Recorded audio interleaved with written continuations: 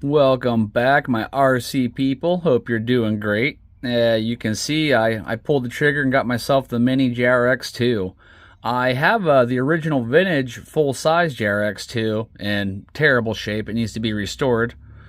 And when this came out, I was pretty intrigued by it and been meaning to pick one up. And there was one on vacation at a hobby store I stopped at, so I got it. And here's the unboxing. Oh, all right, that's done.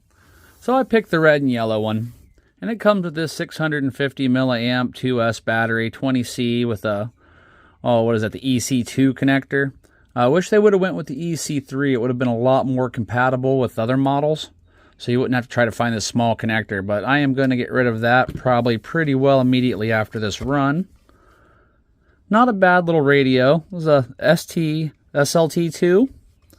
And it fits in the hand pretty nice. And I like this new thing they've been doing with the button protection, because I throw all my radios in a bag, and I have a terrible, terrible problem of like this hitting the button somewhere and turning one on and my batteries being dead when I get somewhere. So that's a nice thing. And it takes 4 AA's, which they do provide. And on to the little car.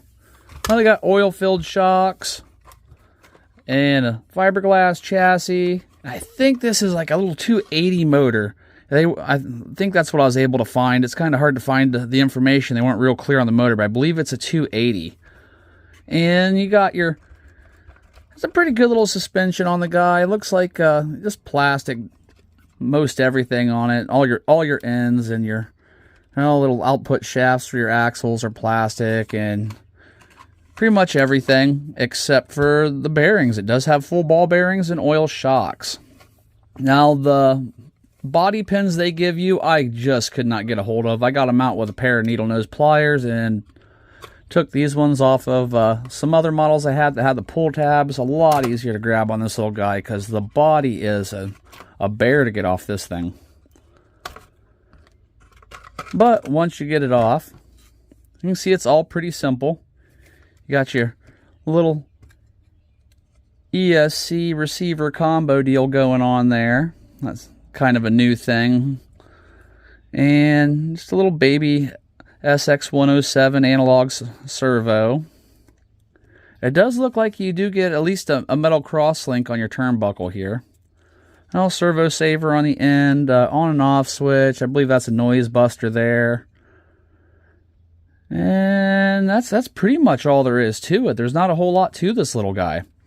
But it does pass the plop test pretty good, at least with nothing in it. But I'm going to stop yammering on, and let's get this thing out on probably, I'm guessing, a baseball field or something like that, and give it a rip around, and I'll give you my thoughts on it. I like how that suspension works. That's actually working really nice.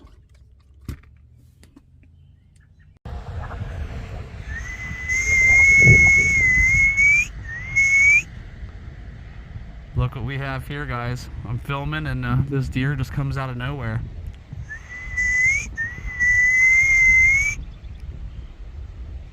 There she is looking at us.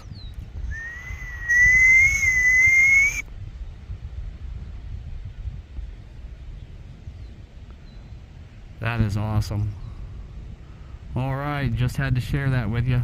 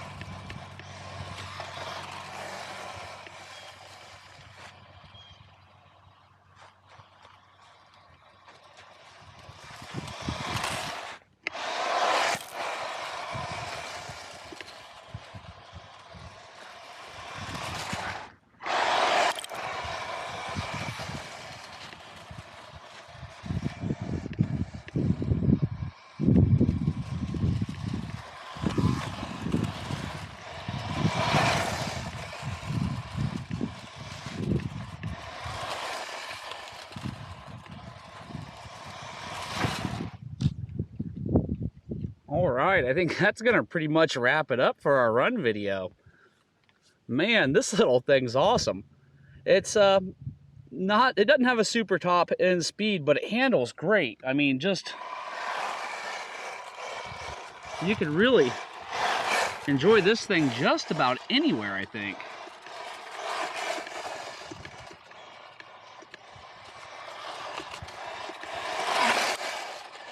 All right, guys, that's about gonna wrap it up.